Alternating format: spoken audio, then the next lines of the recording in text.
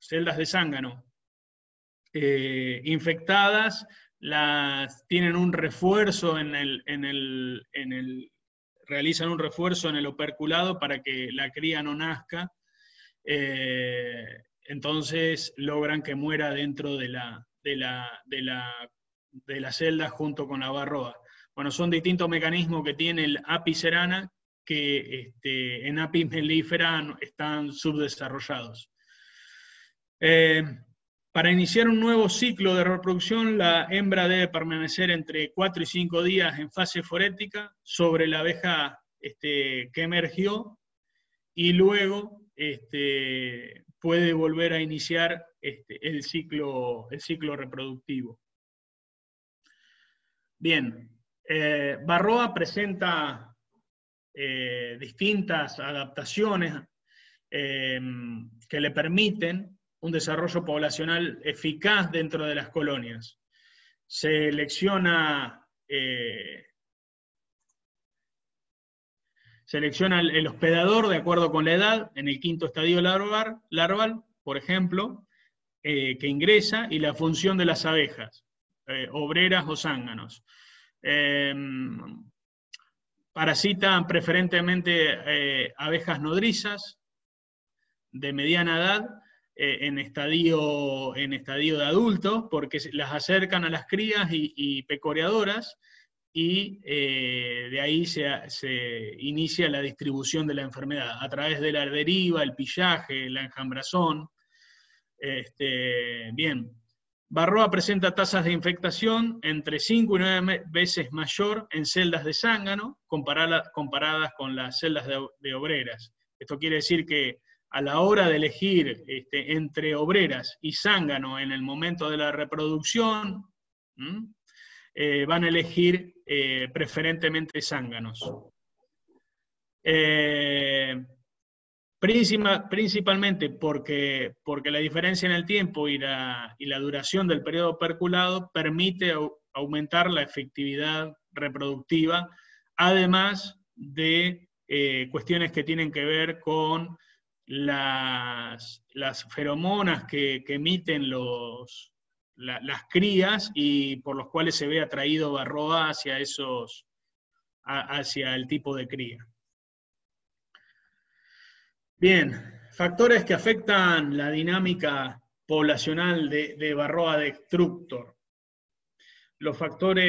Tenemos factores asociados al ambiente, factores asociados al propio parásito, y factores asociados a la abeja, ¿no?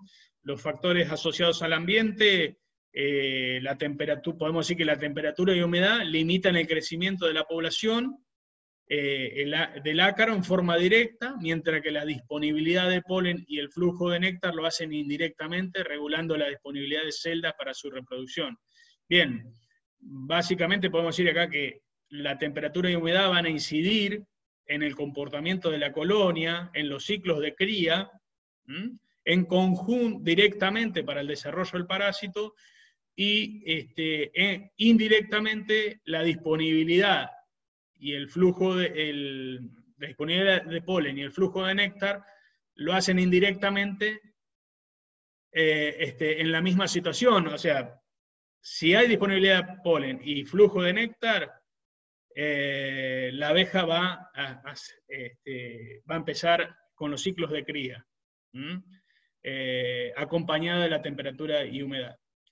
Bien, factores asociados a Varroa destructor que afectan la dinámica, la capacidad natural del ácaro para adaptarse y la selectividad en la parasitación de abejas con perfiles etarios y funciones particulares, lo que habíamos dicho anteriormente, son dos características fundamentales que en la dinámica de población del ácaro. Bien, y factores asociados a Apis mellifera, a la abeja, las características genotípicas y fenotípicas de la abeja tienen gran influencia sobre la capacidad de crecimiento de las poblaciones del ácaro y la prevalencia de la parasitosis. Las abejas africanizadas o de comportamiento tipo africanizado son más tolerantes que las de abejas de raza europeas. Esto quiere decir que son más tolerantes a la capacidad, o sea, al ataque, resisten mayormente la parasitosis que las razas europeas.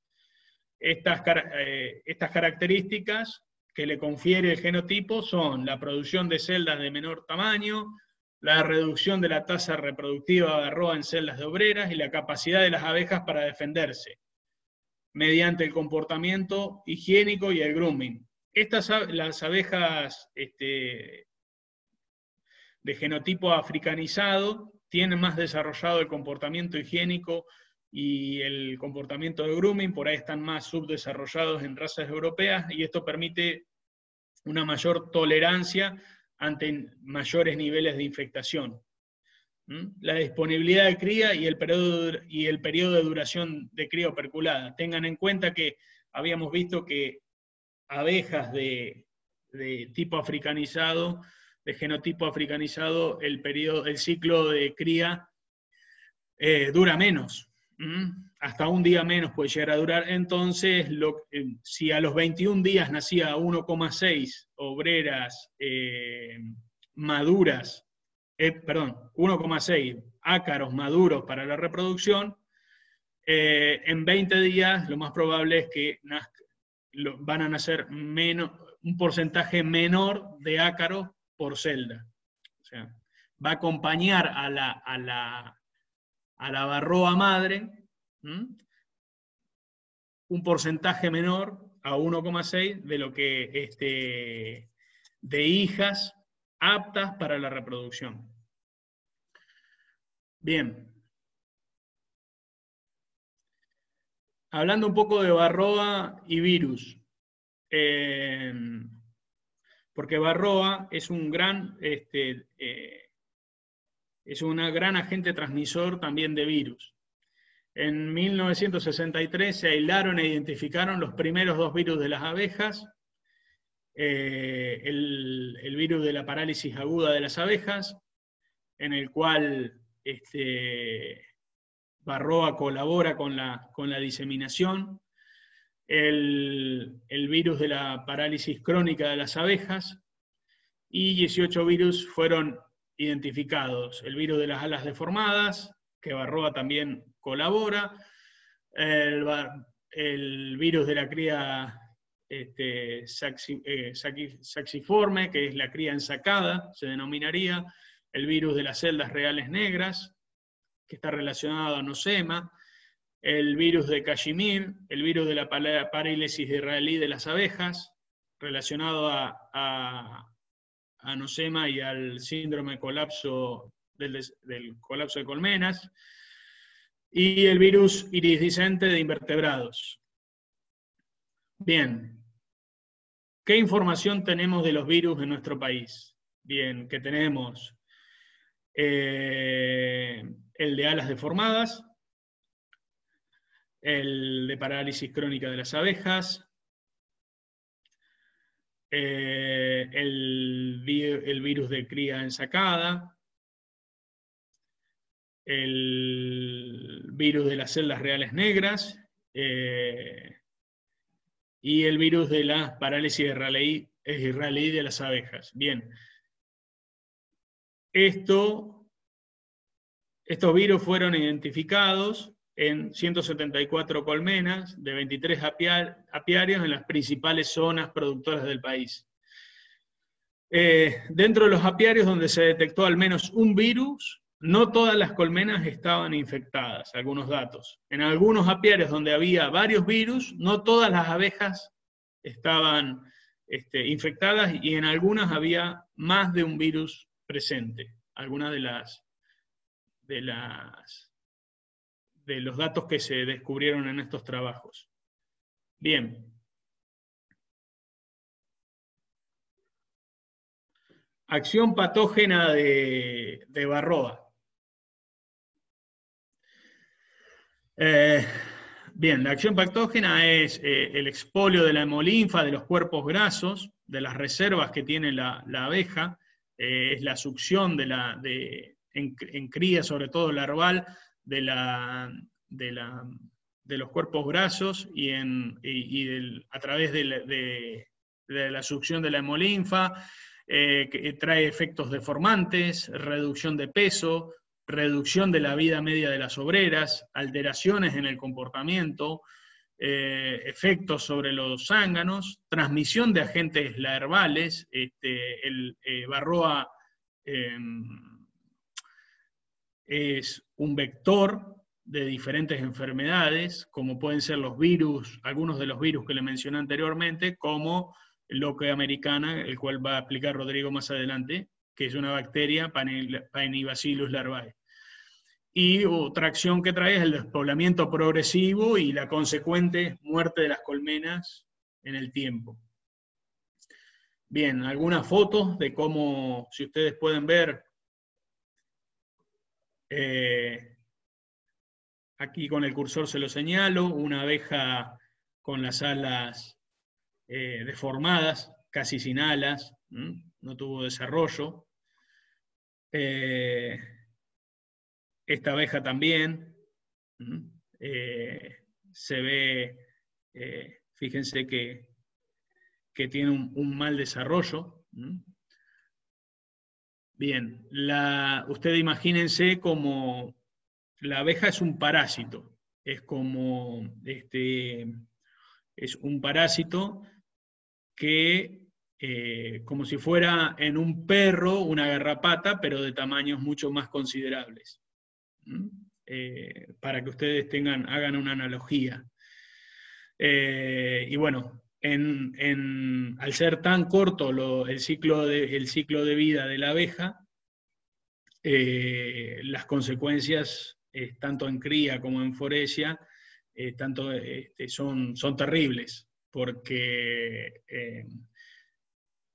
la disminución de la vida media y el subdesarrollo de glándulas y órganos trae como consecuencia que y esa obrera que van a ser afectada por Varroa, subdesarrollada, imagínense que es la responsable de criar a sus propias hermanas a través de la alimentación. Imagínense la subnutrición, y si la colonia no fue curada, sigue siendo un ciclo que se va profundizando. Si además no haber alimento, la colonia tiene esta enfermedad que afecta el desarrollo de los órganos, de las glándulas, en las obreras que hoy están siendo alimentadas, imagínense esas obreras cuando nazcan, van a ser individuos subdesarrollados que van a subalimentar a las obreras, a las crías que hay en la colmena, en la colonia, y esas crías van a nacer con menos vida, largo de vida, longevidad, y con menos desarrollo, y es un ciclo muy difícil de dar vuelta. Lo más probable es que esa colmena se despoble y se termine muriendo. Bien.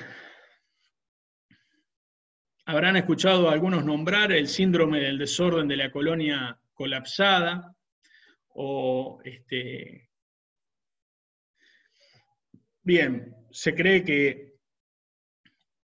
es la interacción entre diferentes patógenos y factores de estrés. ¿Cómo puede ser factores de estrés? Nos referimos a lo que pasa con el medio ambiente, la simplificación del medio ambiente, la agricultura intensiva, los agroquímicos, la subnutrición, bien, sumado a Varroa, que es un factor predisponente en el debilitamiento del sistema inmunológico de las abejas, y vector mecánico de varios microorganismos. Cuando nos referimos a vector mecánico es porque la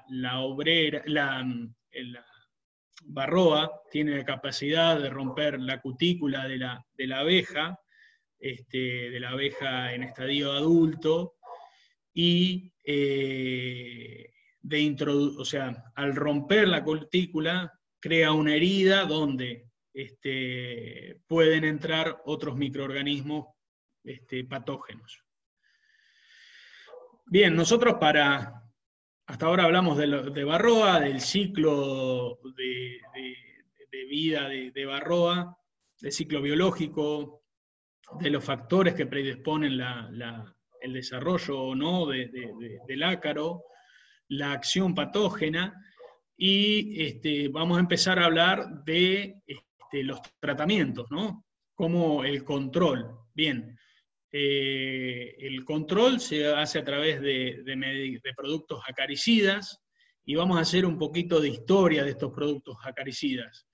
En los últimos 20 años, más de 20 años, se han estado usando principalmente piretroides y fosforados. El control se ha hecho a calendario, no a través de la lectura, no a través de la lectura de los monitoreos o del momento en la curva de floración, ¿sí? Entonces, generalmente los apicultores y algunos de ustedes seguramente lo habrá escuchado, o puede llegar a incluso todavía aplicarlo, no, el 15 de tal mes se cura. Bueno, no, eso es una forma ya un poco antigua de realizar la apicultura. Hoy nos tenemos que manejar de otra forma para ser exitosos, tenemos que leer la población, tenemos que leer la evolución a través de los monitoreos de la población del ácaro, el momento de la colonia, el momento en la curva de floración. También otra cosa que pasó fue dentro de la historia, es el uso masivo de productos artesanales, varios productos comerciales, pocos principios activos. Bueno, los resultados es que algunos de los resultados es que los efectos sinérgicos de usar todo este tipo de drogas han producido alguna toxicidad para las abejas. El uso de productos sin tener demasiado conocimiento, o formulación de productos sin tener demasiado conocimiento, ha provocado dosis subletales y aparecieron ácaros resistentes.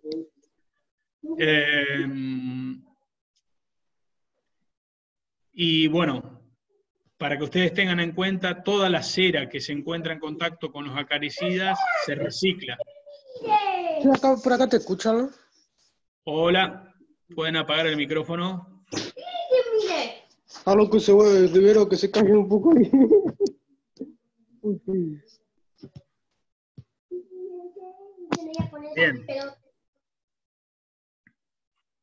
Bien.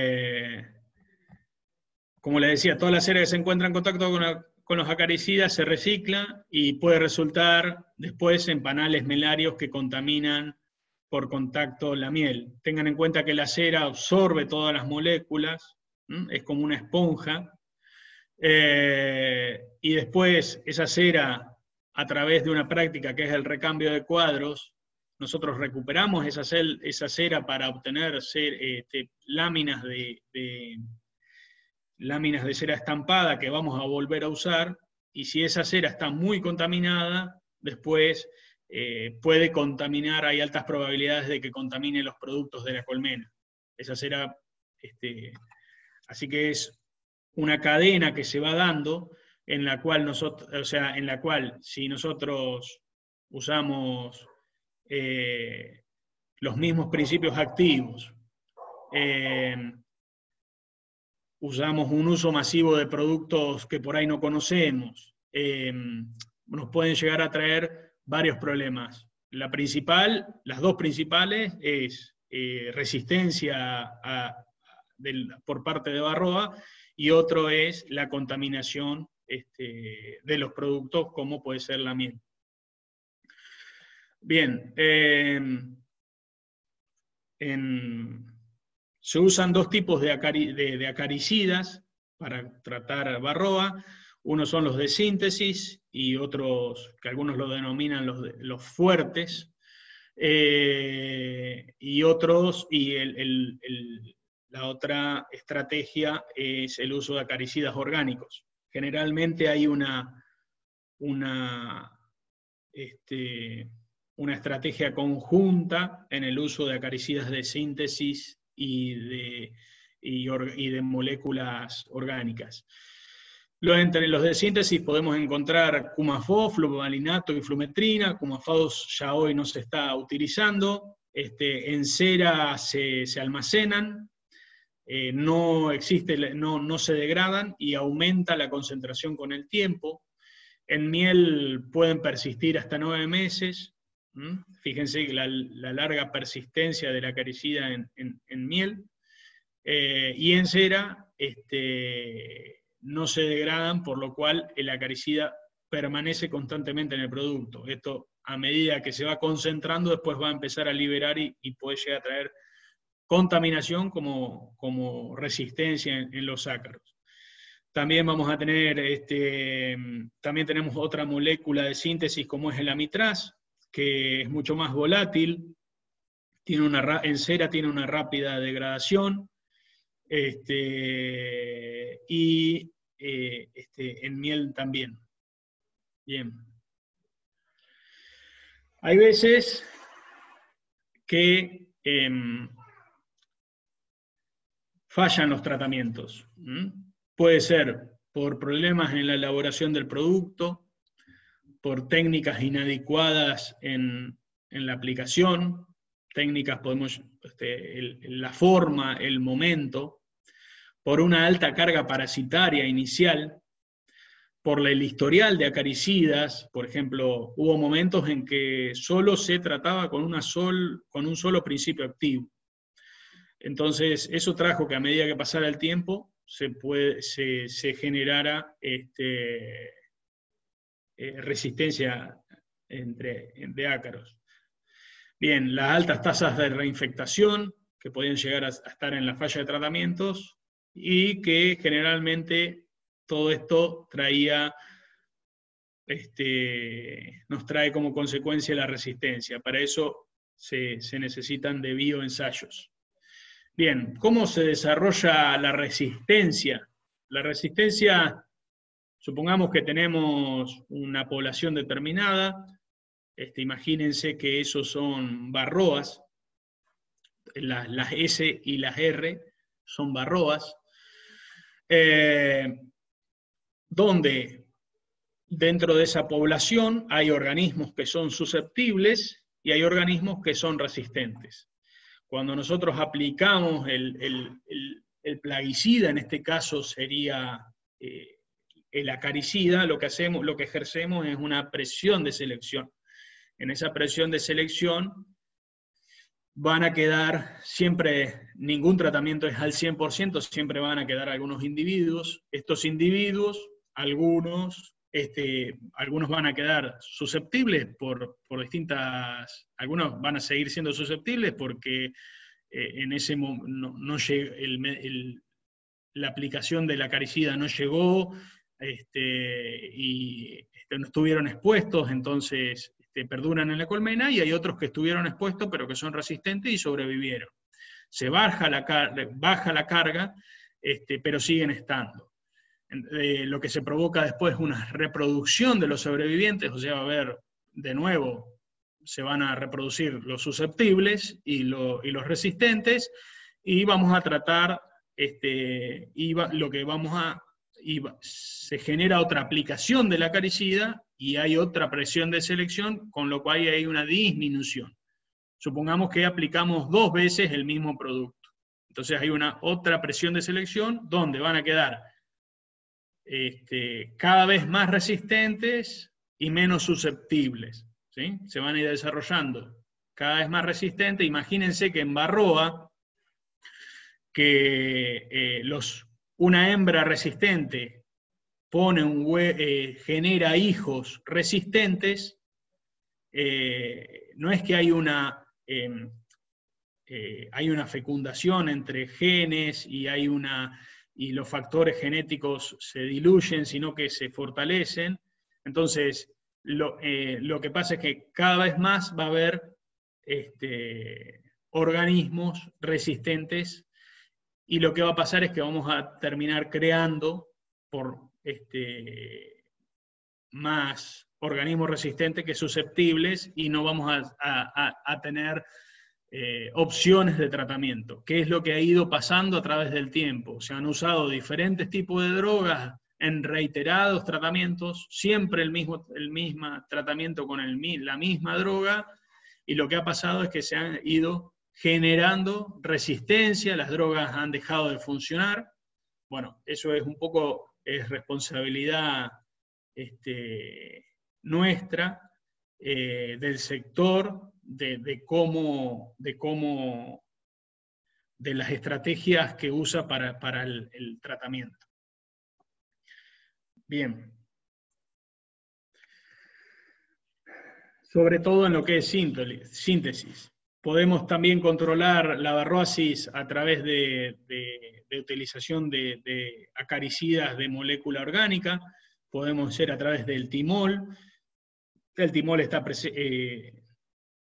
presente en aceites esenciales, destilados de plantas aromáticas, como el tomillo o el orégano, de intenso olor, baja toxicidad, escasos efectos nocivos sobre el medio ambiente. El timol funciona a través de evaporación o de contacto de la abeja que entra en contacto con el producto, actúa sobre ácaros, sobre la fase forética, no en cría, sobre la fase forética. La mayoría de los acaricidas actúa sobre la fase forética, por eso tiene que haber, el tratamiento tiene que tener un determinado tiempo de aplicación, para que los ácaros que vayan naciendo vayan circulando sobre la abeja, cercanos a la acaricida, y puedan entrar en contacto para morir. Bien, en timol la eficacia ronda entre el 70 al 97%. El ácido oxálico es constituyente de las plantas que se encuentran se encuentran en las plantas en cantidades variables, actúa por contacto, también actúa en estado forético, cuando la varroa está sobre la abeja, y tiene una eficacia entre el 73 y el 96%. Hay determinadas formas hay distintos medicamentos con distintos soportes. O sea, hay algunos que se utilizan tiras plásticas, otros que se utilizan una esponja, otros que se utilizan se coloca a través de un jarabe sobre los cuadros, otro en tiras de cartón. Y sobre todo en ácido oxálico y en timol, es indispensable el tratamiento sostenido, ¿no? Que dura un determinado tiempo y con la menor cantidad de cría posible. Después vamos a ver en qué momentos es indispensable, o por ahí podemos rotarlo con los acaricidas de síntesis para no usar tantas moléculas químicas, sintéticas, perdón. Bien, estos son el listado de productos aprobados para uso en apicultura, lo que sería SENASA. Estos son los productos que existen hoy en día para el tratamiento de la varrosis, de la cariosis. Después lo vamos a poner en el material, pero vamos a ver hoy solamente varrosis. La cariosis no es una enfermedad que nos traiga muchos problemas. Generalmente con el control de varrosis, el ácaros body lo controlamos bien.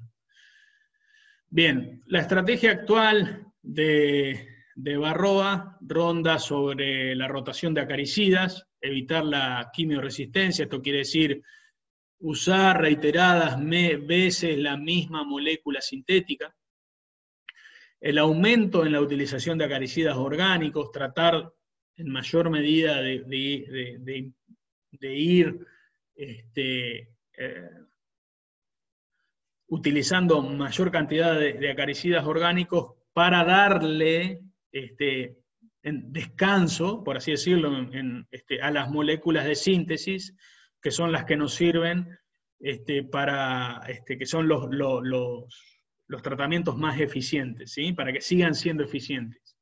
La evaluación del grado de infectación, realizar monitoreos, el monitoreo en el tratamiento antes, durante y después del tratamiento, y el tratamiento zonal coordinado con nuestros vecinos, con los apicultores de la misma zona, tratar de ponernos de acuerdo con qué vamos a curar, cuándo, en el momento. Esa es la estrategia actual.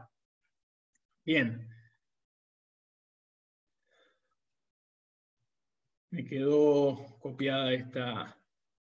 Hoy también esta estrategia está mudando hacia, la tendencia es visualizar el manejo de varroa como se visualiza un manejo integrado de plagas. El manejo integrado de plagas lo podríamos denominar como la aplicación racional de una combinación de medidas biológicas, biotecnológicas, químicas o de selección genética para mantener las poblaciones de plagas en niveles inferiores a los que producirían daños o pérdidas inaceptables desde el punto de vista económico, de modo que la utilización de productos químicos se limite al mínimo necesario. Entonces, para los componentes la estrategia que vimos recién la vamos a transformar en un MIP, en un manejo integrado de plagas.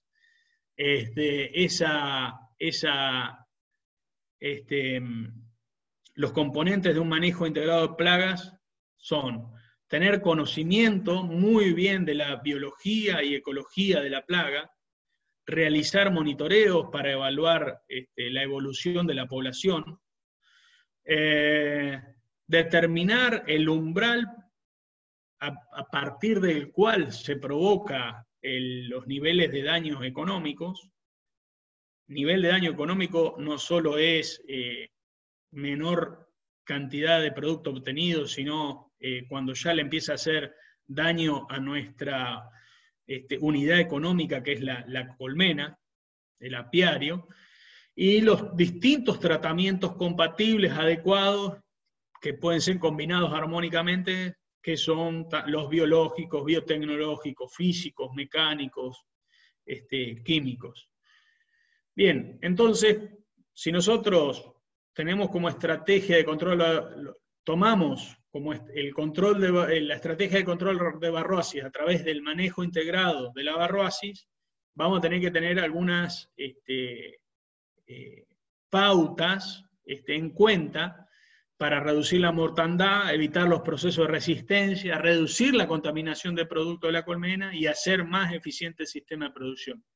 Entonces, para el manejo de la varroasis, estas pautas serían rotar los principios activos de síntesis, disminuir el uso de acaricidas de síntesis y respetar los periodos de carencia de cada molécula, incorporar al plan sanitario el uso de acaricidas orgánicos, monitorear prueba del frasco, a través de la prueba del frasco, las colmenas antes, durante y después de la aplicación de un tratamiento, evaluar la cantidad de cría al momento de la aplicación de tratamientos, realizar los tratamientos de forma coordinada, incorporar genética tolerante al parásito, recambiar reinas al menos cada 2 años. Con esto, fíjense que nos vamos más allá de solamente atacar el problema hacia algo más integral. Nos vamos hacia la idea de que no solo el ácaro lo vamos a tratar con la aplicación de un medicamento, sino que lo vamos a relacionar a la genética que tenemos, a una genética que sea más tolerante al parásito, a una práctica de recambio de reinas que nos permita que la colmena esté más fuerte, porque va a tener mayor ovoposición, mayor prolificidad de una reina nueva, entonces nos va a mantener una reina nueva nos va a mantener la colmena siempre con niveles altos de población. Entonces es un tratamiento, la estrategia va a ser más integral. Bien. Esta estrategia va a depender de las curvas de floración en la zona en que nosotros estemos. Las flechas azules son los momentos por ahí más críticos de aporte de néctar y polen en determinada zona. Esto es región templada, podemos llegar a tener en una región, estos dos momentos pueden llegar a ser en una región en la más árida, patagónica, y por ahí esta curva de floración es más la que representa más Entre Ríos. Esta curva de floración puede variar dependiendo de si hacemos transhumancia o no, y entonces los momentos críticos pueden llegar se van a modificar. Bien.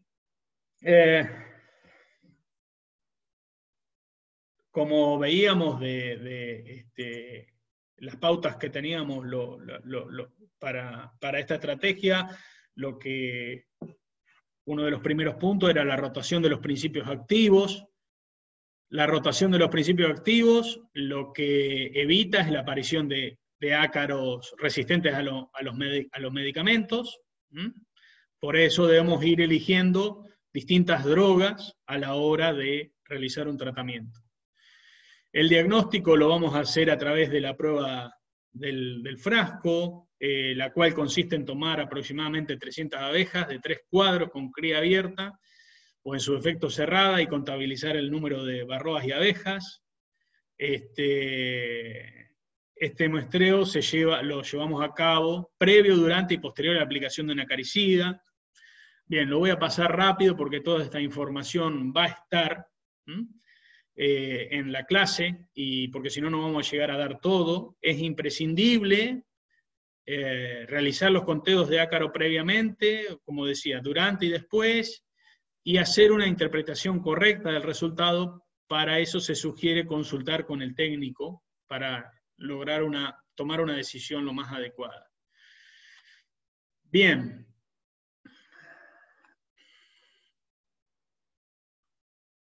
Bien.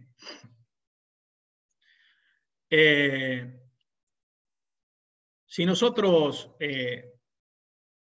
si el resultado del monitoreo, luego de un tratamiento acaricida, no debería superar el 1%, si fuera superior, se debe tener en cuenta el momento del año, la cantidad de cuadros de cría, y a partir de ello de evaluar la posibilidad de aplicar un nuevo tratamiento.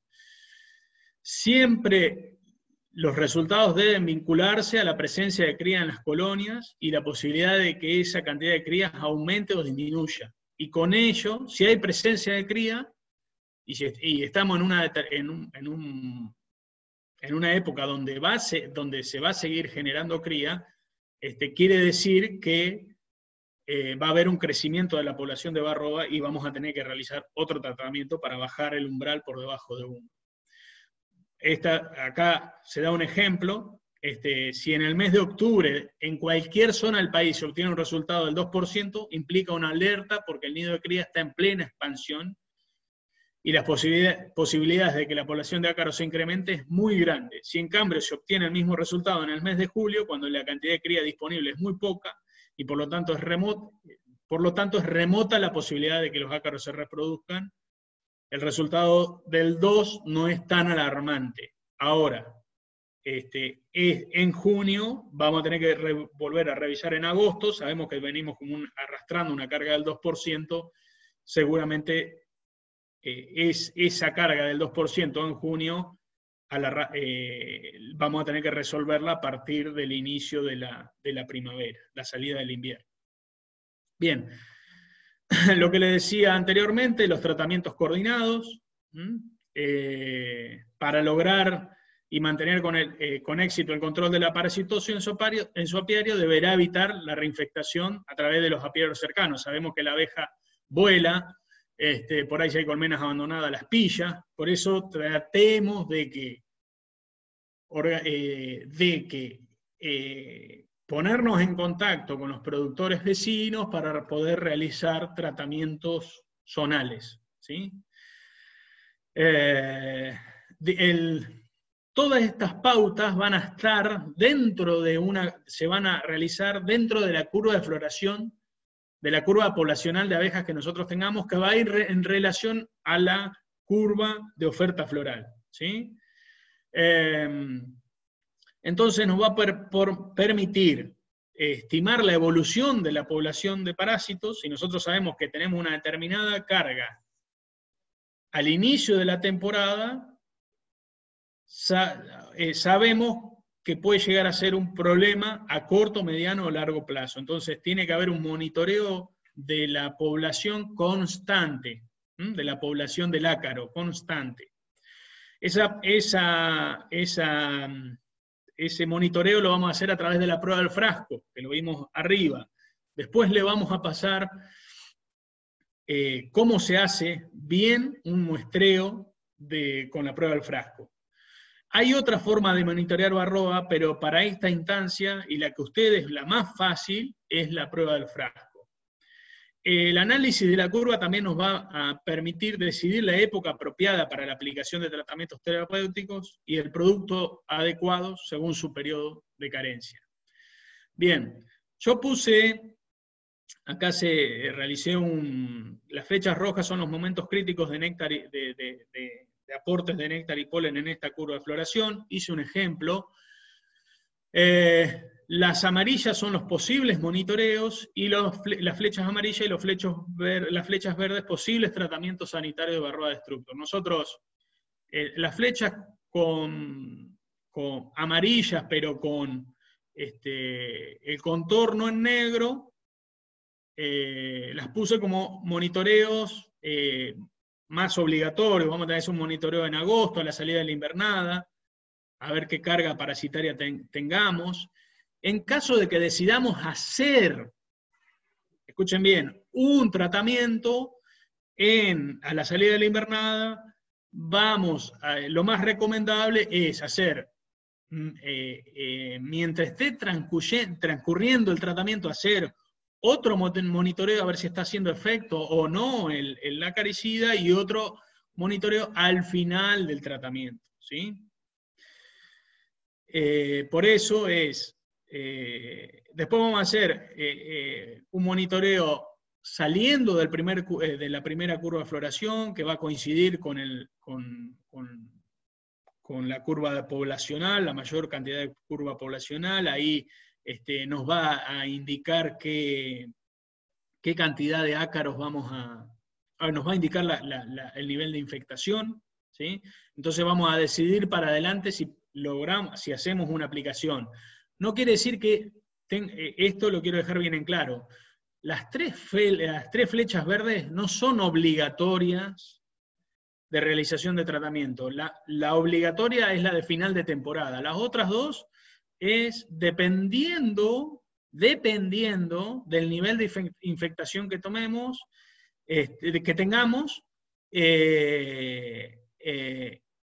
y la curva de floración, el momento, y lo tratemos de decidir con un técnico a ver si es el momento adecuado, ¿sí?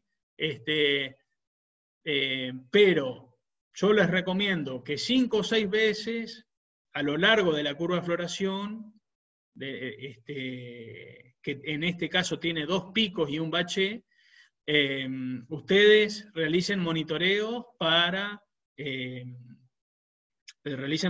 de varroa para medir la población del parásito. Bien. Rodrigo, ¿querés decir algo más de esto? No, perfecto, Matías. Justamente lo de las curvas, la última diapositiva, viene muy bien, porque uno de los chicos preguntaba justamente si a la salida del invierno en primavera podía aplicar tratamiento, y bueno, plantea un poco lo que decías vos, evaluar qué grado de prevalencia, qué cantidad de varroas tenga esa colmena, y ver si hay algún ingreso de mielada para no generar residuos. Así que está bueno para que la analicen ellos, digamos, en cada zona, ¿no? Obviamente. Claro. Por ahí tengan en cuenta que generalmente los tratamientos más fuertes se hacen en otoño, en otoño, a la entrada, en la preparación para el invierno, para la invernada. Eso va a depender de el momento en cada curva de floración. Ese es el tratamiento que mayor efecto tiene que tener. Y después, a la salida de la invernada, a medida que vamos monitoreando la prevalencia, como muy bien dijo Rodrigo, vamos a ir tomando decisiones de cuándo realizar el tratamiento. Si a la salida de la invernada, si después del primer pico de floración, qué sé yo, ahí está. Yo conozco, no en Entre Ríos, pero en otras zonas del país, de clima, que el tratamiento de primavera no lo hacen y hacen un tratamiento con productos orgánicos entre el bache que se produce entre los dos picos de floración. Bueno, son distintas estrategias, ¿sí? También tengan en cuenta, cuanto menos veces tratemos, curemos, menos químicos le estamos metiendo a la colmena. Ahora, eso no quita que, esto no quiere decir que no, con el afán de no meter químicos, afectemos el desarrollo y la producción de las colmenas, ¿sí? Y la vida en este caso. Bueno, Rodrigo, ¿continúas vos? Bueno, continúo. Comparto pantalla entonces. Sí. Bien.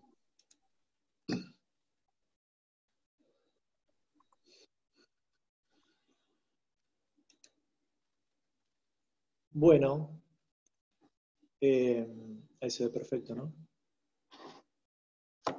Bueno, yo voy a continuar con algunas patologías, nocemosis y loca europea y loca americana. Este esquema que está en la primera diapositiva ya lo vieron con Matías, pero bueno, lo vuelvo a retomar, no está de más. Es importante que más allá de que ustedes conozcan el comportamiento de los diferentes agentes etiológicos que causan las enfermedades, conocer el ambiente como predispone para que estos agentes patógenos de alguna forma se desarrollen en las colmenas. Ahí pueden ver que, si bien puede haber presencia de un agente patógeno, hay situaciones, ya sea del propio ambiente, por problemas de alimentación, agroquímicos, temperaturas, rango de temperaturas variables que causan estrés en la colmena, y el propio apicultor en algunas veces incurre en manejos inadecuados que de alguna forma producen un desequilibrio en esa colmena y favorecen el desarrollo de estos agentes patógenos. Si existe un equilibrio entre la colmena y el ambiente y el apicultor, la colmena va a mantener su salud, y si hay algún desequilibrio, ya sea natural o provocado por el propio apicultor, puede surgir la aparición de una patología. Bueno, con respecto a la nocemosis, es una enfermedad, se la llama enfermedad silenciosa, ya que esta patología no presenta signos clínicos específicos, sino que presenta síntomas. Y cuando estos síntomas son visibles para el apicultor, en algunas oportunidades, en la mayoría de los casos, es un poco tarde. Esta patología ha sido descubierta en el año 1909, es endémica en nuestro país y se encuentra en los principales países productores de miel, también se halla presente. Es una enfermedad que afecta a las abejas, Apis mellifera, en este caso causada por un hongo, microsporidio, Nosema apis, y recientemente, a partir del año 2005, se ha detectado que en algunos casos conviven otro hongo llamado Nosema ceranae, que proviene de otro tipo de abeja, de la abeja Apis cerana, la abeja asiática, y la característica de este nuevo hongo, Nosema ceranae, que está desplazando a Nosema apis, es que es mucho más virulento, ¿sí? Se desarrolla mucho más rápido, mucho más resistente. Bueno, es una parasitosis de distribución mundial que causa desórdenes digestivos, luego la mortandad de abejas y por ende la disminución de pecoreadoras y también la producción de miel, obviamente. y genera importantes pérdidas económicas al reducir la producción. Bueno, ¿a quién afecta? ¿Cuál es la población hospedadora? La población susceptible. Es una enfermedad, dijimos, parasitaria, es un parásito que se aloja en el intestino de la abeja, invade el intestino, específicamente el epitelio ventricular del intestino, y es contagiosa, ya que tiene la capacidad de formar esporos. Los esporos son estadios de resistencia. Imagínense una semilla de una planta que se encapsula, todo el material genético está dentro de una cápsula resistente, y cuando esa semilla encuentra las condiciones propicias para su desarrollo, germina. En este caso el hongo hace lo mismo. El hongo pues, es resistente, ya vamos a ver en qué medios lo podemos encontrar, y una vez que ingresa al intestino de la abeja, se aloja en el epitelio ventricular y empieza su reproducción. Y afecta, como dije, los adultos, tanto a la reina, al zángano y a las obreras. ¿Cuáles son algunas de las características de esta patología? Los niveles de nocemosis, en general, aumentan cuando las abejas están confinadas. Sería esta época, ¿no? Lo que es invierno y otoño e invierno. Obviamente el confinamiento es debido a las bajas de temperatura que se dan en estos periodos. Las colonias muy infectadas tienen una disminución en la producción de cría y un crecimiento lento, particularmente en primavera. Todo lo que es confinamiento, de alguna forma, reduce los márgenes que tiene la colmena para autocontrolar a ciertos patógenos. La abeja tiene un comportamiento higiénico que es, más allá de lo que es limpieza, es la capacidad el comportamiento que tiene de defecar fuera de la colmena. Sus deyecciones las realiza en vuelo fuera de la colmena. Y si está muchos días confinada, si bien tiene dentro de su sistema digestivo, tiene una ampolla rectal, un intestino grueso que tiene la capacidad de distensión, puede agrandarse su volumen y acumular restos de metabolismo y algunas esporas de agentes patógenos, tiene una limitante en cuanto a los días, ¿sí? Hasta cierto tiempo puede soportar la acumulación de esos restos, pero llega un determinado momento que se ve obligada a defecar dentro de la colmena, y ahí se produce un gran contagio. Bien. El agente causal, dijimos que era un hongo, es un microsporidio, intracelular específico ligado. Se desarrolla exclusivamente en el intestino de la abeja en este caso, Apis mellifera. En un principio se veía frecuentemente, en laboratorio obviamente, lo que era Nosema pisander, que se descubrió, como le dije, en el año 1909. Pero a partir del 2005 se detectó, debido a algunos comportamientos, a unos que también Matías lo mencionó, el despoblamiento de colmenas a nivel mundial, que el comportamiento de Nosema apis no era el que se veía habitualmente, sino que se veía una virulencia mucho mayor. Entonces se investigó y se determinó que existía presencia de otro hongo llamado Nosema ceranae.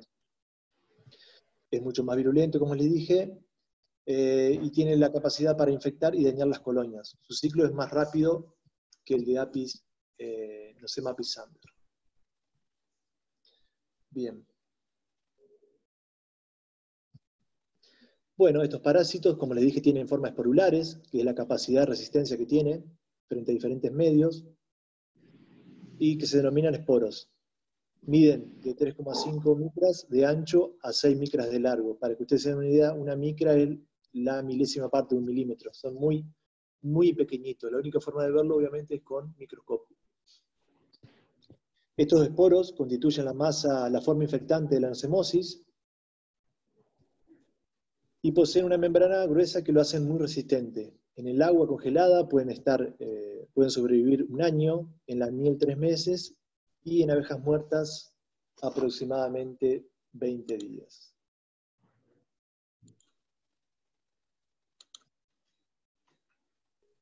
Bueno, ahí pueden ver dos imágenes tomadas por microscopio.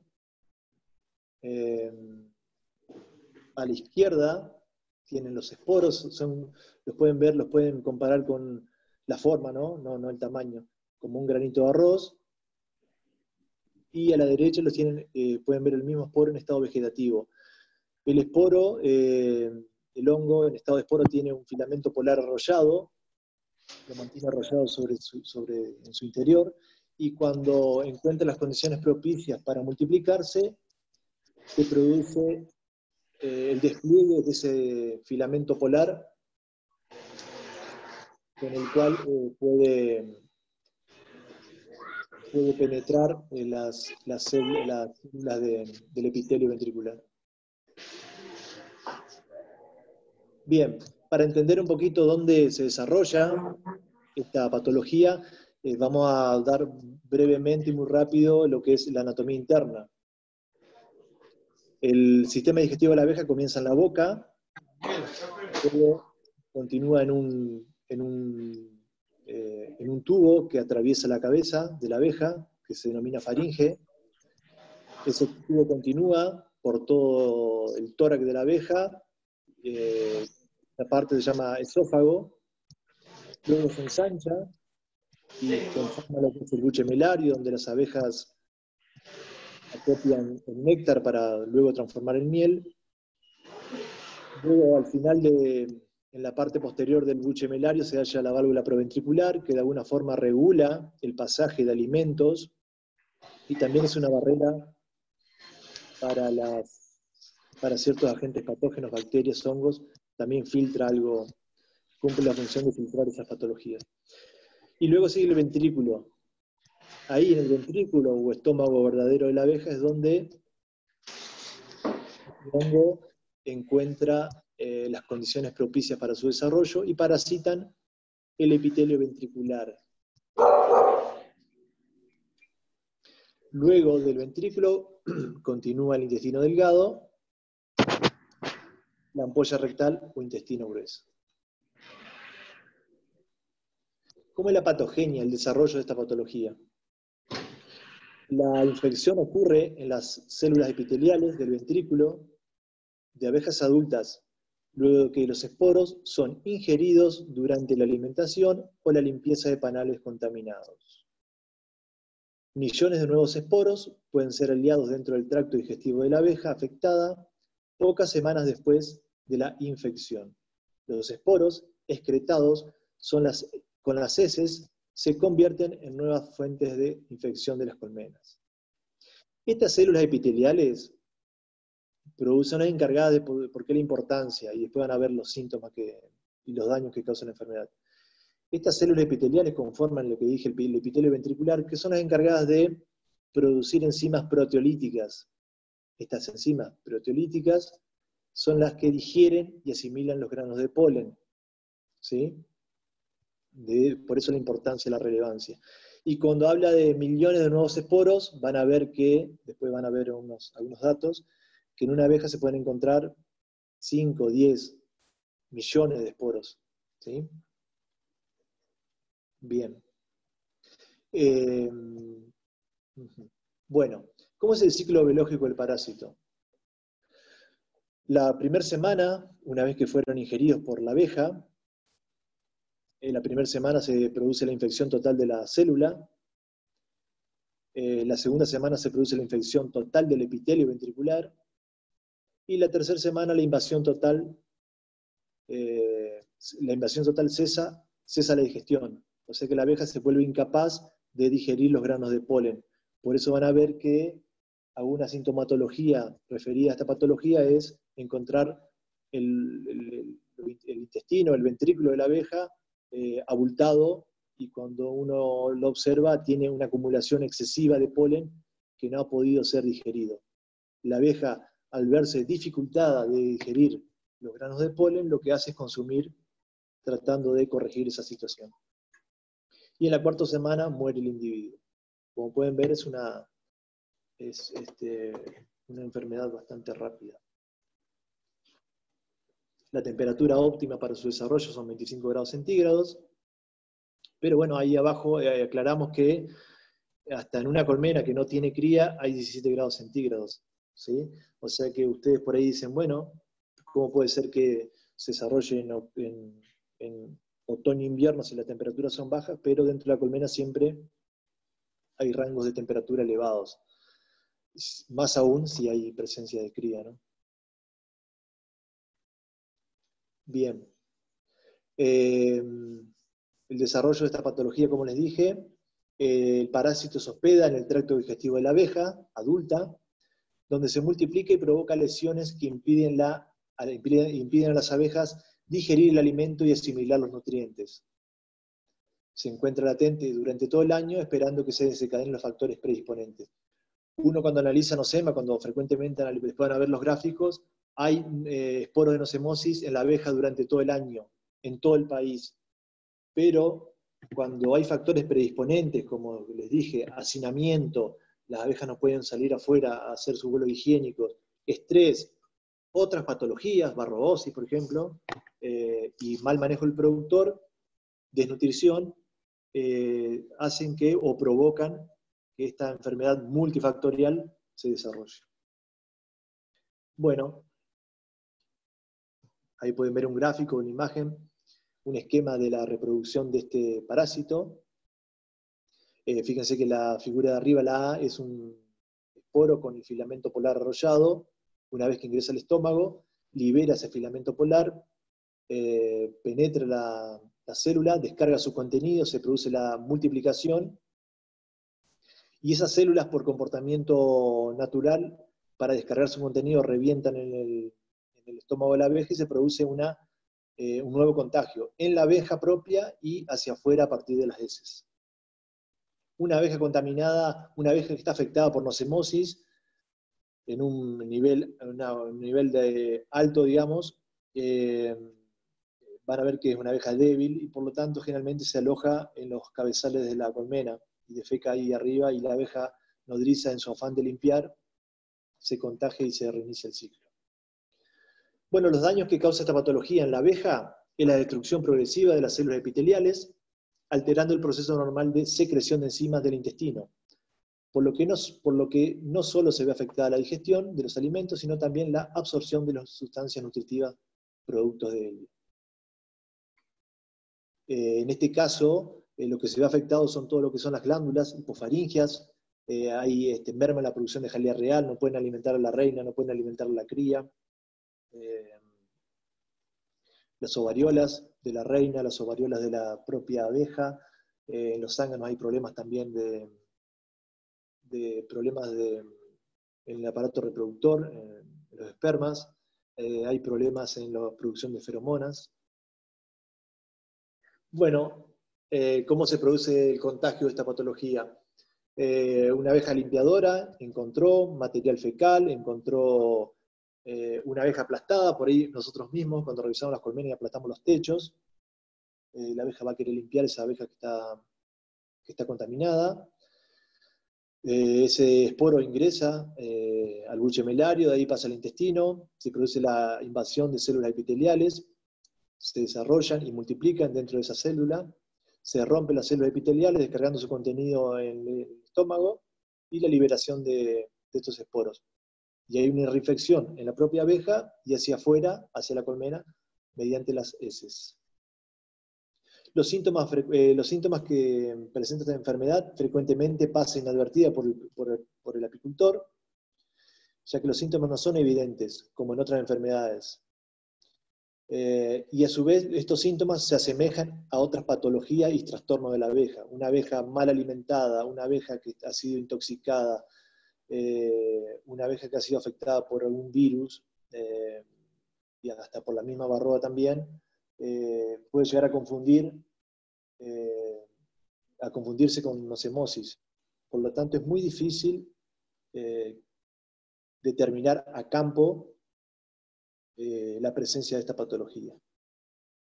Los síntomas de sospecha en las colonias pueden ser la falta de desarrollo poblacional, el consumo excesivo, y el recambio de reinas. ¿Sí? Al no poder alimentar las reinas, al verse las reinas afectadas su aparato reproductivo, no puede poner acordemente la postura, no puede realizar de forma correcta la postura, y las abejas lo que hacen es, y a su vez se presenta también una carencia de feromonas de la reina. Y lo que hacen la abeja es, tratando de corregir esa situación, eliminan la reina y crean otras nuevas reinas. Pero el problema obviamente no se corrige. Individualmente se pueden observar debilidad en la abeja, ¿sí? Cierta anemia, las abejas con el abdomen dilatado y globoso, esto por la acumulación excesiva de polen que no lo pueden digerir, incapacidad de vuelo y aguijoneo, abejas temblorosas, parálisis de esas propias abejas. Uno al retirar el abdomen y ver el ventrículo, cambia su color. Generalmente un ventrículo sano es un ventrículo turgente, un ventrículo con musculatura, de un color marrón verdoso. En este caso se lo ve flácido, pierde su turgencia y se vuelve de un color blanco lechoso. Abejas muertas en la piquera, obviamente. Y a menudo se encuentran también marcas fecales de color marrón en los cuadros y en la parte frontal de la colmena, ¿sí? La abeja defeca mucho cuando tiene esta patología. Bueno, ahí tiene algunas imágenes de colmenas que han sido defecadas, en este caso por abejas. Y abajo tiene un abdomen de un ventrículo de una abeja.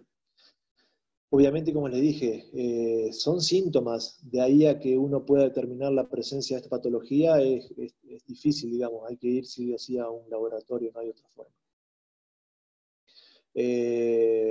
Lo que son la gran deyección de abejas puede ser a partir de haber consumido un jarabe en mal estado, o de haber pasado por varios días de estar de haberse visto imposibilitada de volar por días de lluvia, por ejemplo, y cuando se da la posibilidad de salir, salen en masa a defecar y obviamente tienen ese comportamiento, lo que no significa que sea causado por osmosis.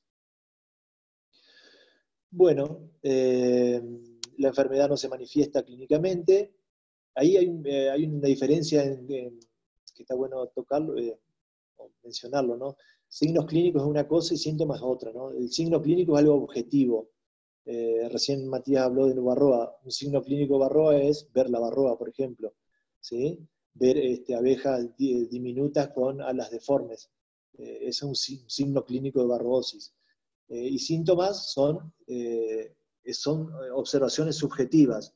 Podemos ver abejas débiles, podemos ver abejas que están con parálisis, que tiemblan, podemos ver abejas con abdomen abultado, podemos ver abejas que no pueden picar, podemos ver grandes deyecciones en las colmenas, pero son síntomas, no nos aseguran que sea esta patología.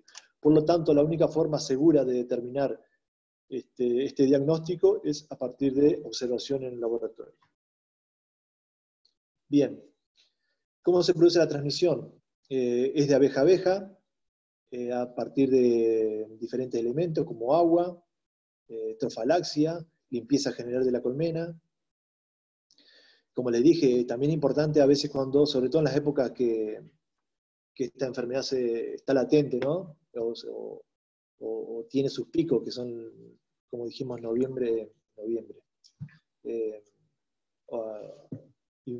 Otoño-invierno, de tener ciertos comportamientos o manejos culturales acordes, sobre todo con respecto a la manipulación de la pinza, de los cuadros y del techo, ¿sí? Tratar de no aplastar abejas, no matar abejas, ya que eso va a generar una diseminación de restos de esporos en la colmena, y la abeja, en su afán de limpiar, va a producir un autocontagio interno. Bueno, esa es una forma de transmisión de la abeja. Abejas infectadas liberan esporos con las heces. Luego hay abejas limpiadoras. Estas abejas limpiadoras se transforman en adultas. Y por trofalaxia pasa a las pecoreadoras, con la deriva, el pillaje, la transhumancia, pasa a otras colmenas. Cabe aclarar que se han realizado análisis de nosema en nodrizas, es decir, abejas que recién han nacido, y no se han encontrado esporos de nosema, ¿sí? Es decir, que se contagian a posteriori de haber nacido, ¿no? Factores predisponentes. Clima, nutrición y manejo. El clima lo que hace en esa época que tiene mayor desarrollo de esta patología es impedir que las abejas puedan realizar sus vuelos higiénicos, un exceso de humedad. El clima hace que las abejas por ahí no puedan, sobre todo lo que es previo a la invernada, recolectar la calidad y cantidad suficiente de polen, ya que el polen juega un papel importante en la resistencia propia de la abeja para esta patología. Ese epitelio ventricular que es parasitado por esta patología, tiene una membrana, se llama membrana peritrófica, que actúa de alguna forma como barrera para que estos hongos no lleguen al epitelio ventricular. Y esta membrana peritrófica está conformada por proteínas, es decir, abejas que no han podido nutrirse correctamente con pólenes de calidad y cantidad suficiente, van a ser más propicias al desarrollo de esta patología. Y después el manejo del productor, el manejo en cuanto a la manipulación propia de la colmena, a la ubicación de apiarios, es muy importante dónde ubicar los apiarios. Tenemos que potenciar los vuelos higiénicos, que esas abejas puedan en épocas de invierno y otoño salir a defecar en horas del mediodía. Si nosotros colocamos un apiario en medio de un monte donde no tiene luz, en verano bárbaro, ¿no? Por las temperaturas elevadas, pero en invierno esa abeja no va a poder salir afuera a realizar su comportamiento normal, ¿sí? Y obviamente el material, también el estado del material, que se enfría, se entra humedad, etc. Bien, para la toma de muestra del laboratorio, se debe tomar, voy a ir un poquito más rápido porque si no, no voy a llegar con todo. Se van a tomar abejas de vuelo. ¿Por qué abejas de vuelo? Porque lo que les dije anteriormente, las nodrizas nacen sin esporos, se empiezan a contaminar a medida que realizan los labores de limpieza. Por eso es importante tomar las pecoreadoras, ¿sí? Porque las pecoreadoras son las que tienen más avanzado esta patología. Se toman aproximadamente mínimo 60 abejas, se colocan en un frasco con alcohol puro o solución del formol del 4%. Se rotulan el frasco y la colmena se identifica, y como siempre para todas las patologías generalmente se utiliza el 10% del apiario o mínimo 6 muestras. Para tomar abejas de vuelo obviamente es complicado, sobre todo en esta época, hay que ir al mediodía, tapar las piqueras, ¿sí? Y se la puede tomar con un frasco, como ven ahí, o con una aspiradora. Eso depende de los recursos que cuente cada uno. Esos son fotos de esporos que se tomaron en el INTA Concordia. Hay dos tipos de análisis, uno cualitativo y otro cuantitativo. El cualitativo va a determinar la presencia, más allá de saber la cantidad, y el cuantitativo vamos a determinar la cantidad de esporos o la abundancia de esporos que haya en esas abejas que tomamos, ¿no? Bueno, ahí pueden ver la cuadrícula, se llama cámara de Neubauer o hemocitómetro, el que utilizan para contar los glóbulos rojos en sangre. Se utiliza un microscopio de 400 aumentos, y ahí en las 4 imágenes pueden ver cómo se fue ampliando las cuadrículas, ¿sí? Hay algunos granos de polen, ahí se pueden ver algunos granos de polen también. Fíjense que los esporos son aún más chicos que los granos de polen. Bueno, ¿el laboratorio qué le va a brindar? Le va a brindar el nivel de abundancia o el nivel de infectación. Se considera débil cuando una abeja, ¿sí?, tiene hasta 500.000 esporos. Fíjense lo que estamos hablando, débil hasta 500.000 esporos. Mediano cuando va de 500.000 a 1.000.000 de esporos, y fuerte más de 1.000.000 de esporos. Hemos encontrado colmenas que nos han arrojado datos superiores a 1.000.000 de esporos, y uno los ve a esas colmenas espectacularmente bien, ¿sí? Hay que analizar todo el contexto, ¿sí? No significa que una colmena tenga más de 1.000.000 de esporos se esté muriendo, no, todo lo contrario, hay que ver bien, ¿sí?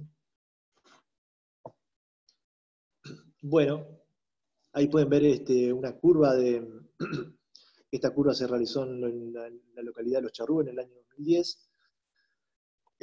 Pueden ver la gráfica en azul, el comportamiento, la cantidad de cuadros con abejas que había en esa colmena, se contó, en 5 colmenas se contó mensualmente la cantidad de cuadros que había cubiertos con abejas. Fíjense que en enero se empezó con 12 cuadros, después bajó a 9, en marzo por la mielada de eucalipto subió a 17, después fue bajando de 16 a 6, ¿sí?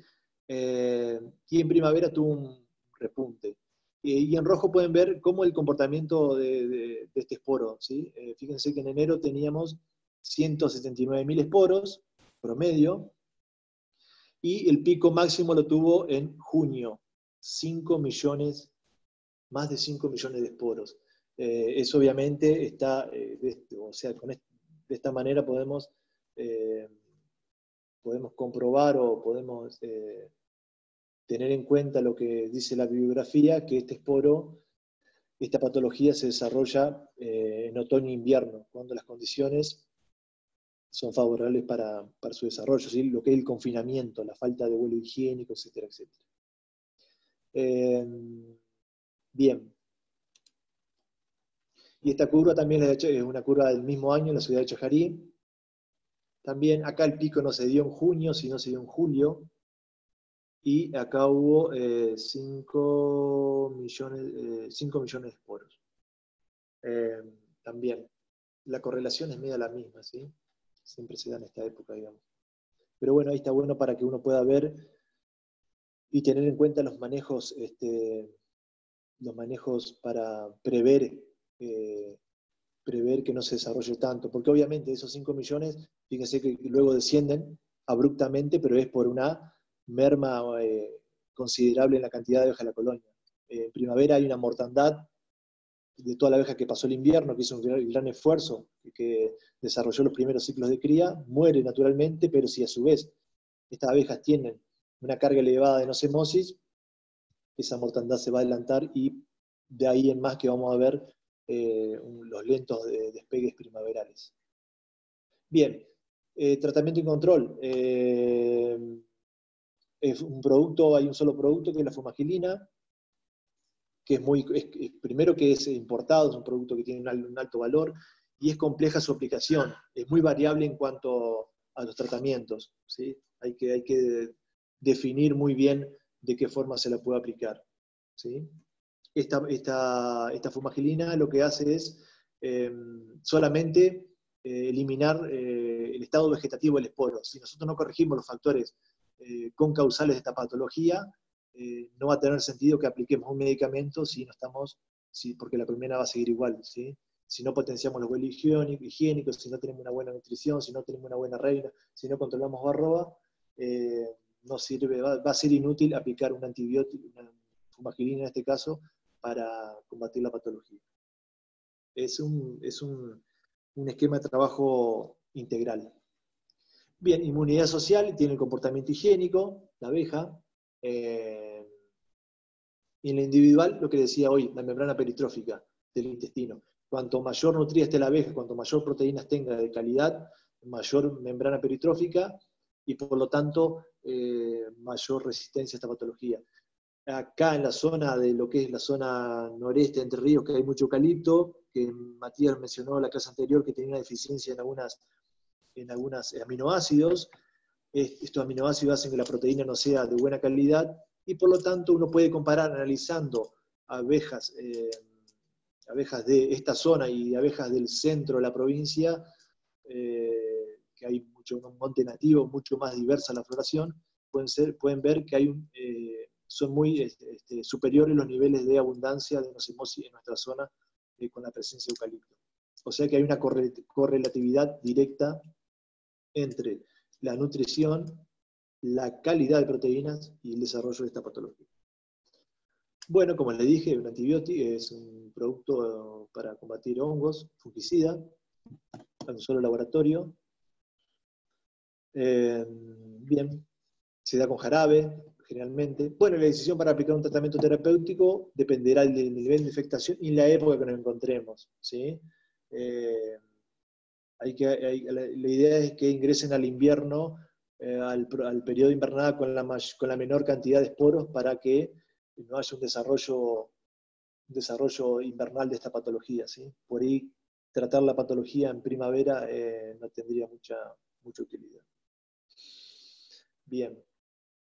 Bueno, la prevención. Esta patología, al ser multifactorial, lo primero que se recomienda es la prevención. ¿De qué forma? Aplicando las buenas prácticas apícolas, el buen manejo del apiario, el control de otras patologías, el manejo nutricional. Ahora cada vez se mejora más la cultura de manejo apícola, se está ingresando a la invernada con tortas proteicas, la ubicación del colmenar y desinfectar el material. Es un comportamiento cultural que en los últimos años se ha venido incrementando. Los productores que tienen algún problema sanitario en las colmenas desinfectan las cámaras de cría, hacen lo que es recambio de cuadros, todo eso favorece a de alguna forma reducir lo que se llama masa de infectantes.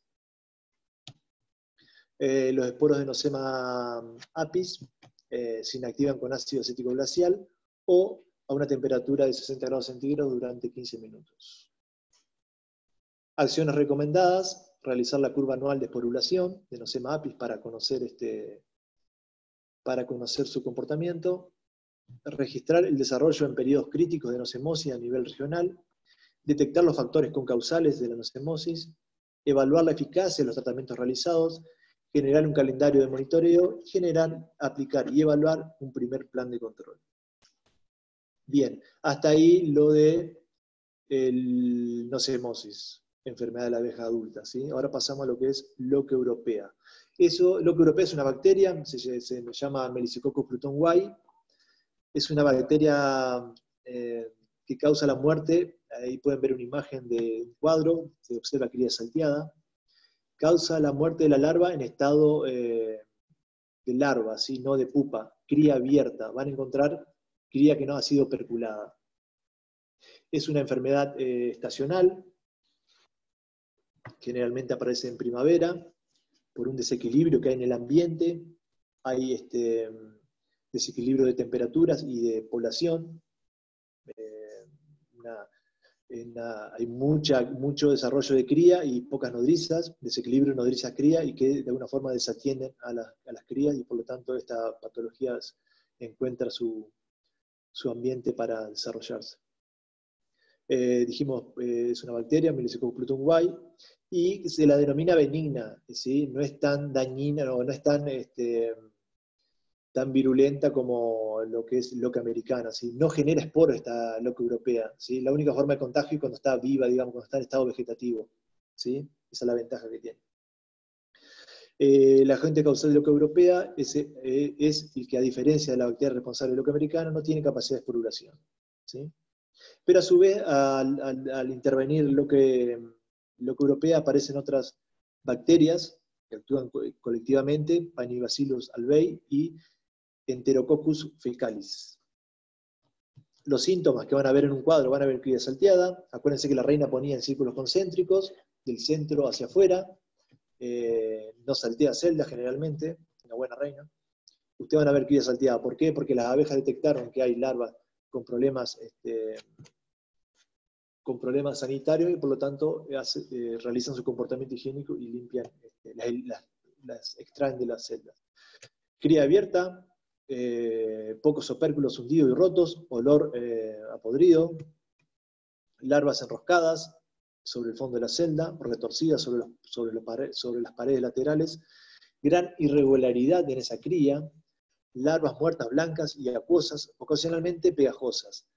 Forman una costra que, una vez que se desecan estas larvas, forman una costra que es de fácil extracción de la celda. El contagio se produce dentro de la colmena, como siempre, las abejas nodrizas que limpian, y fuera de las colmenas, con las abejas pilladoras que van a pillar esa colmena muerta. Por eso es importante que siempre apliquemos las buenas prácticas, que toda colmena que esté en riesgo de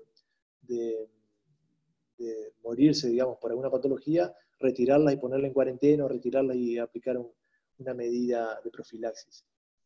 Y esta patología no es necesario ningún medicamento, se cura espontáneamente ya sea por la intervención del apicultor o por que el medio ambiente mejora sus condiciones, ya sea en temperatura como en alimentación.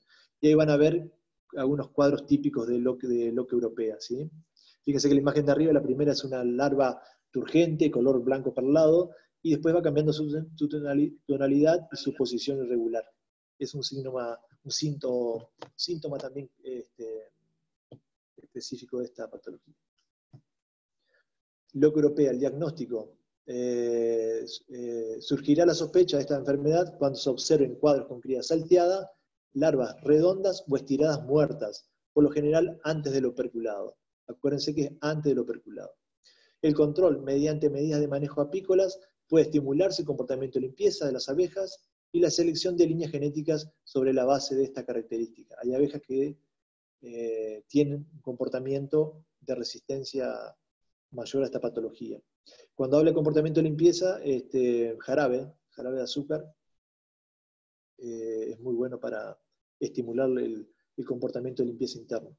Eliminar los panales afectados, un raleo de cuadros, y en casos muy graves, aplicar lo que es el trasiego de una colmena enferma, pasar el material que no esté tan afectado a una nueva colmena, y esa colmena que ha sido afectada en principio, desinfectarla.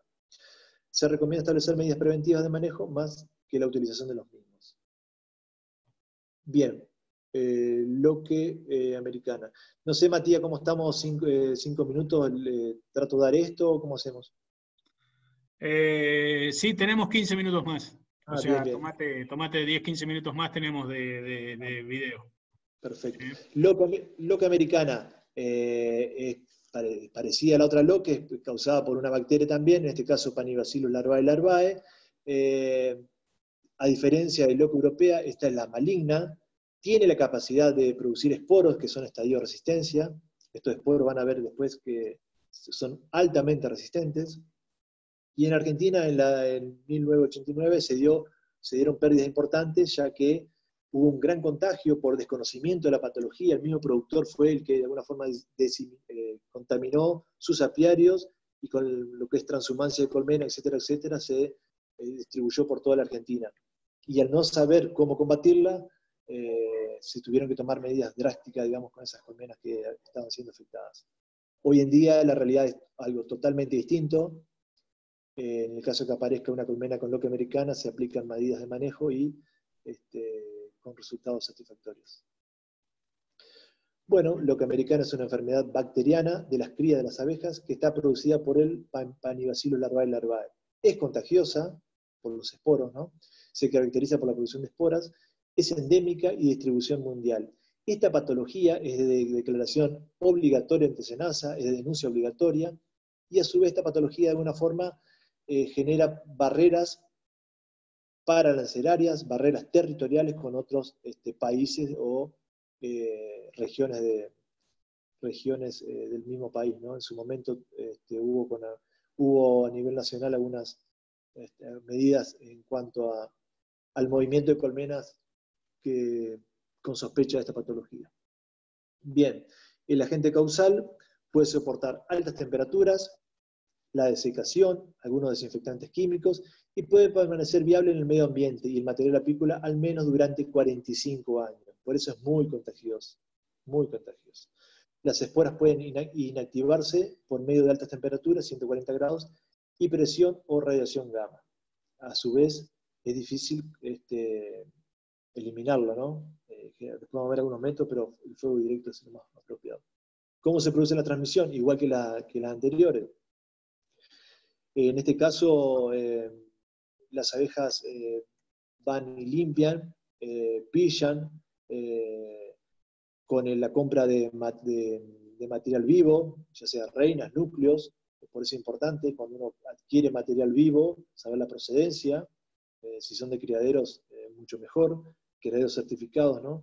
Y después, como ustedes vieron que genera esporos y es muy contagiosa, el mismo productor, con los guantes, con la pinza, puede llegar a contaminar todo su apiario. Por eso es importante, en el caso que haya una sospecha, a esa colmena dejarla en lazareto, en cuarentena, como se llama comúnmente, dejarla aislada y ver cómo evoluciona y tratar de aplicarle medidas, pero descartarla del apiario. ¿Cómo es la patogenia, el desarrollo de esta enfermedad? Los esporos ingresan a las larvas mediante las nodrizas. Acá las nodrizas actúan de vehículo de estos esporos. Germinan en el intestino de la abeja, van a la hemolinfa, se produce la multiplicación de estas bacterias, muere pupa, acá no muere larva, sino que muere en el estado de pupa, es decir, cría operculada, y se produce la esporulación y formación de nuevos esporos. Los signos clínicos. Van a observar actividad salteada, al igual que loca europea, pero en este caso van a ver opérculos que se ven hundidos y roídos. ¿Sí? Prepupas que han perdido su posición natural, se ven estiradas y sin brillo. El color va pasando del blanco brillante original al amarillo pálido, para convertirse más adelante en un material viscoso, pegajoso y amorfo, de color marrón. Forman unas costras que uno al intentar retirarla con un palito, con un elemento, es difícil extraerla de los cuadros. Los opérculos pierden el color café característico para tornarse castaño oscuros, casi negros. Transcurridos 10 días desde su muerte, la larva aparece un material viscoso que al introducir un palito se conforma lo que es la larva chicle. Esta larva ustedes introducen un palito en escarbadiente, producen un batido de esa celda y van a ver que se produce una larva chicle, ¿sí? Se estira más de 2,5 centímetros. Ese es un signo clínico específico, patognomónico de loque americano. Olor fuerte, muy fuerte, muy particular el olor que tiene una colmena afectada por loque americano. Bueno, y ahí ven la imagen de arriba, a diferencia de loque europea, no confundan, acá es pupa, ¿no? Y cría operculada. Ahí tienen el comportamiento, cómo se va cambiando el estado de la pupa. Abajo a la izquierda tiene una larva chicle, y a la derecha van a ver opérculos roídos, ¿sí? El cambio de tonalidad de los cuadros, de las celdas, los opérculos, cómo van cambiando la tonalidad. Son signos clínicos de loque americano.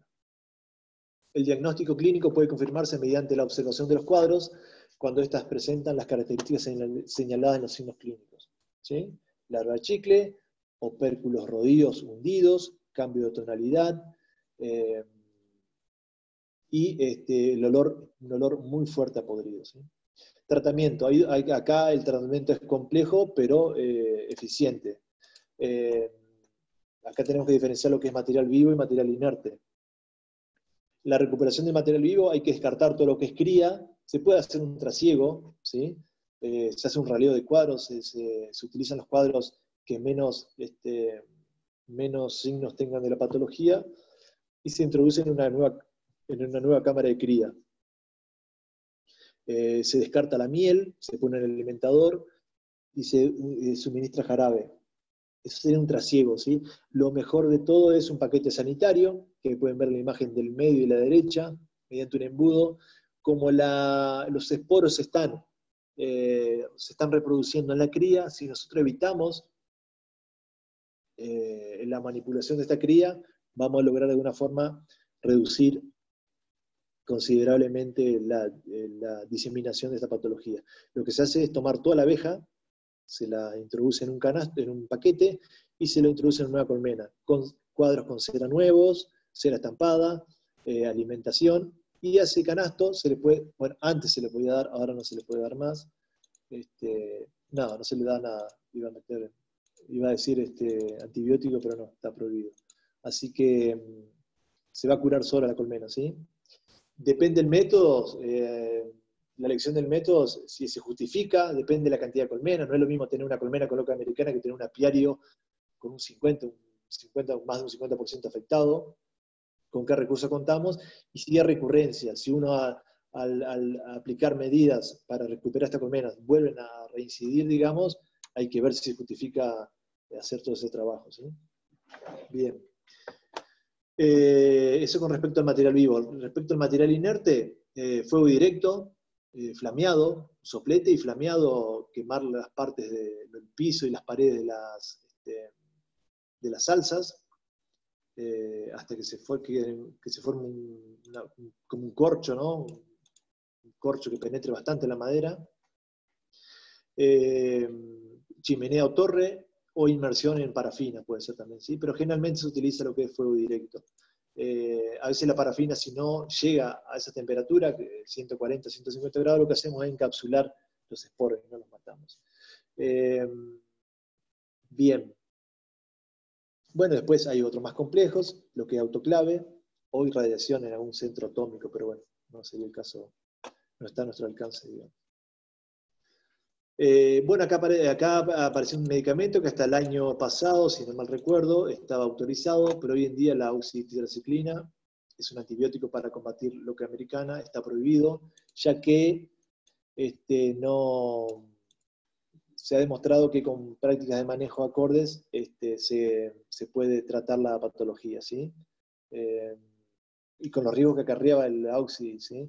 Que acarreaba lo que es residuos en la colmena y en los productos de la colmena, tiene un poder residual de 6 meses, ¿sí? El periodo de carencia que se tiene que esperar para la mielada son 6 meses, así que difícilmente, salvo en algunas regiones del país, uno puede aplicar el tratamiento y a los 6 meses recién colocar el acelerador. Acá en nuestra región, de Entre Ríos, es imposible. Y hay lo que es quimioresistencia. El exceso de aplicación de la oxi genera en estas bacterias la resistencia a este medicamento. Así que, como le dije, está prohibido. Bueno, por este motivo se recomiendan técnicas de paqueteado o cepillado y el uso de jarabe medicamentoso no, jarabe nomás, luego instalados. Y obviamente lo que decía acá, que esto lo vamos a eliminar, el medicamento lo único que hacía era eliminar las que es las formas vegetativas de la bacteria y no el esporo en estadio de resistencia. Bien, la profilaxis. Revisaciones periódicas de las colmenas, mayor control en otoño y primavera, selección genética, aquellas abejas que tengan el comportamiento higiénico, es muy importante, colmena fuerte obviamente en los apiarios, evitar pillaje, eliminación de agentes patógenos, desinfección de todos los materiales e infraestructura, en el caso de haber estado en contacto con un caso sospechoso, no mezclar material contaminado con sano, no eliminar colmenas, núcleos o paquetes con miel, no alimentar colmenas. Por eso, ¿se acuerdan en la clase pasada cuando hablamos de nutrición? Matías recordó y recalcó no alimentar colmenas con miel por este caso, porque pueden tener presencia de loque americana y obviamente contaminar toda la colmena, toda la piel. Evitar la multiplicación de colmenas sin verificar su origen sanitario y utilizar cera estampada esterilizada, ¿sí? Por métodos de reconocida efectividad. Está bueno eso cuando ustedes compran, pedir un certificado de esterilización de esa cera. Bueno, Matías, Ascofaer apis o cría certificada. Sí, medio que vamos a cortar acá. El material va a quedar porque no tenemos mucho tiempo, así que el material va a quedar en la clase. También nos va a faltar ver enfermedades exóticas, como el pequeño escarabajo de la colmena, que aún no está presente en la Argentina, pero ya se detectaron focos en Brasil, que va a ser realmente un problema cuando ingrese, ojalá nunca ingrese, pero si llega a ingresar vamos a tener que aprender de alguna manera de nuevo, vamos a tener que tener algunas consideraciones. Todo ese material sobre el PEC, sobre cría yesificada, sobre el resto de las enfermedades, lo vamos a colgar en el aula para que ustedes lo tengan disponible. Cría yesificada, básicamente generado por un hongo, que si la sintomatología clínica, los tres síntomas que van a ver en la colonia es que forma como una tiza blanca o negra en las larvas. Para decirles, después la diseminación